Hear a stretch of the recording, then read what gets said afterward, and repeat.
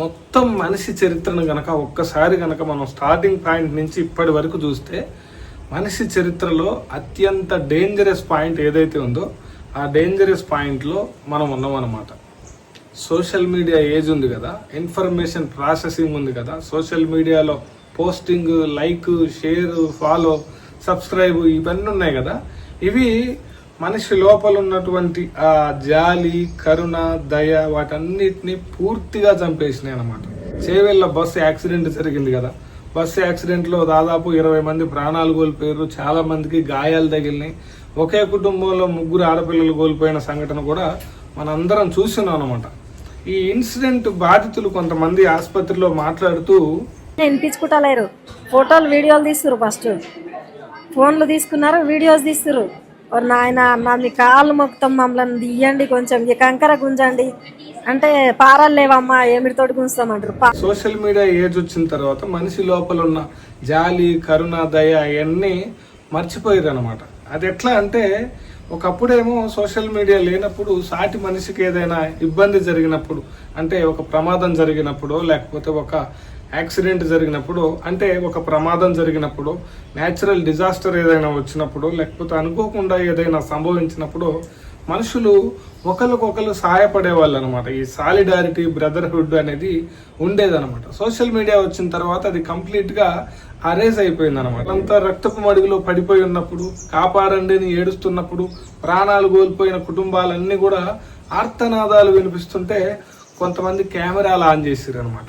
ఆ టైంలో ఏం చేయాలి, మన దగ్గర ఉన్న ఫోన్ ద్వారాగా ఒక అంబులెన్స్కి ఫోన్ చేయడము, లేకపోతే సహాయ చర్యల కోసం ఒకవేళ అగ్ని ప్రమాదం అయితే ఫైర్ ఇంజన్కు ఫోన్ చేయడమో చేయాలి కదా. సోషల్ మీడియాలో ఫోటోలు పెట్టడం, సోషల్ మీడియాలో వీడియోలు తీయడం, లైక్ కోసం, ఫాలోయింగ్ కోసం, సబ్స్క్రైబ్ కోసం ఈ దుర్మార్గమైనటువంటి చర్యలు మనుషులందరూ కూడా చేస్తూ ఉన్నారనమాట.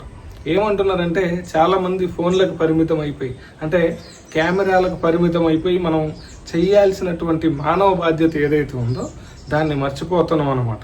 ఈ సోషల్ సాలిడారిటీ ఏదైతే ఉంటుందో, సమాజంలో ఒక విపత్తు జరిగినప్పుడు కానీ, ఒక ప్రమాదం జరిగినప్పుడు కానీ, అనుకోకుండా ఏదైనా సంభవించినప్పుడు కానీ మనుషులందరూ ఒకరికొకరు సహాయపడితేనే ఆ వ్యవస్థ అనేది చాలా బలంగా ఉంటుంది అనమాట. అంటే వ్యవస్థ ఏదైనా అనుకోని ప్రమాదం జరిగినప్పుడు వ్యవస్థ అంతా కలిసి దాన్ని ఎదుర్కొన్నప్పుడే, కలిసి దాని మీద పై చేయి సాధించినప్పుడే మానవ సంబంధాలని మెరుగైతాయి అనమాట.